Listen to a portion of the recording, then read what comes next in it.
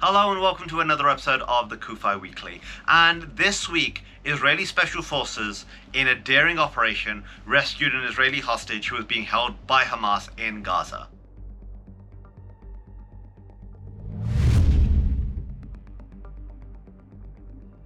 Kaid Farhan Elkadi, who was a Bedouin Arab Muslim, was rescued by Israel's Naval Special Forces Shayetet 13.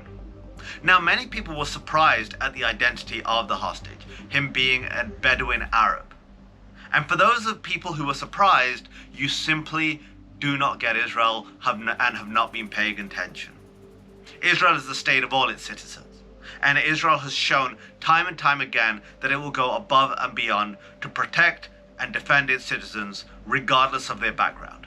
So this hostage rescue completely flies in the face of all those people who sit in their ivory towers in London and New York and Toronto calling Israel an apartheid state. It flies in the face of all those people who like to brand Israel as racist and all these ridiculous things. Because what we saw this week was Israeli Jewish Special Forces soldiers going into Gaza, risking their lives to bring one of their citizens home who happened to be a Bedouin Arab Muslim. We saw the videos of joy as he was reunited with his family. But this is too difficult to the so-called human rights defenders of the world to comprehend.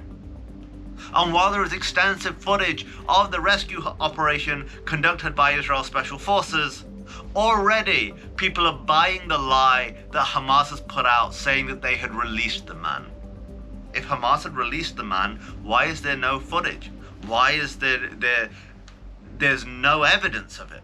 Why, if Hamas had released this man, was there no news about it until Israel had rescued him and brought him home?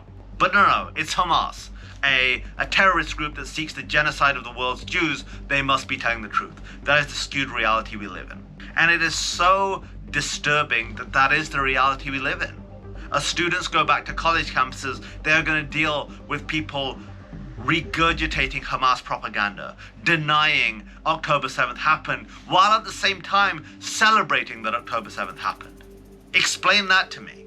But Israel, when it fights terrorism, when it fights those who have taken its citizens and citizens of other countries hostage into Gaza, it is labeled as the bad guy. It is protested against. When Hezbollah plans a massive missile attack against Israel, planning to fire thousands of missiles at civilian targets, looking to kill hundreds, if not thousands of innocent people, thankfully, due to intelligence information, Israel was able to launch a preventative strike. I won't call it a preemptive strike because Hezbollah have been firing rockets at Israel since October 8th. It was preventative of this attack, and that saved thousands of lives. Hezbollah was still able to fire rockets, but they were shut down by Iron Dome. Yet while this is incredible that Israel was able to prevent such a terrible attack, why is there no condemnation of Hezbollah? Why is there no UN discussions? Why is there not outrage at Hezbollah seeking to murder thousands of Israelis of all backgrounds, of all religions? Why is there just complete silence? Instead, we see people flying Hezbollah flags and wearing Hezbollah patches outside of the DNC in Chicago. This is not just about Israel. This is about something much bigger. This is about the values that we hold dear and must hold dear, of freedom, of acceptance, of not tolerating or submitting to the bully. And that's what these extremists do. They seem to seek to bully and intimidate so people conform to their way of thinking. And what is skewed is they play the victim narrative. While they are the aggressors, while they launch terror attacks, while they seek to murder people of every background, they then play the victim. They then pretend that they're the ones who are suffering, even though they started this conflict. They claim the other side is racist, even though they're the ones kidnapping people who are Muslim and Jewish and from Thailand and all other countries. And they murdered African agricultural workers on October 7th. Yet they claim Israel is racist, the country which has gone in and trying to save and find its hostages regardless of where they're from.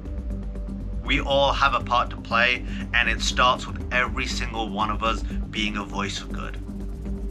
This is Kasim Hafeez for the CUFI Weekly. For Zion's sake, do not remain silent. Thanks for checking out this episode. Be sure to like and subscribe so you get a notification every time a new episode hits. And if you want to check out some of our previous episodes, and we've got some really good ones, click on one of the thumbnails and that will take you right there. And finally, if you want to know more about CUFI and the work we do, go to CUFI.org to check out all the resources we have available free to you.